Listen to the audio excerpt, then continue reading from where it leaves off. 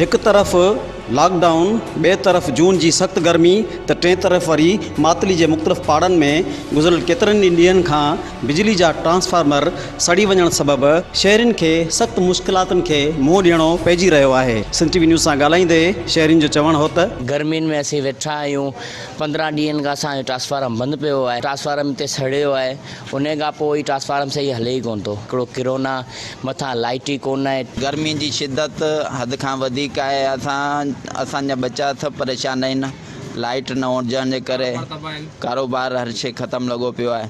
असां इन्हनि खे वापडा वारनि सां ॻाल्हायो पर हू ॿुधण जे लाइ तयारु कोन्हे। हिन पाड़े जे ट्रांसफार्मर के घटि में घटि वॾी 20 ॾींहं थिया आहिनि। 70,000 वठी आहे सॼे पाड़े खां, पिनी सिनी चंदो कयो ऐं पोइ हणण शर्तयुनि में अहिड़ो माना आयल विधनि जो राति जो वॾी फुल बाहि लॻी वई, सॼो पाड़ो सड़ी मस बचो आहे।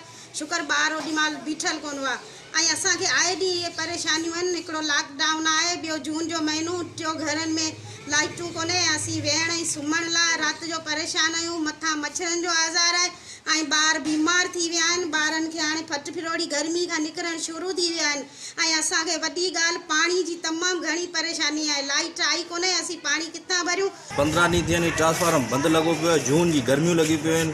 असीं केॾांहुं वञूं, वापदारनि खे असीं कंप्लेन करे करे थकी विया आहिनि, मगर केरु कोन थो ॿुधे असांजी।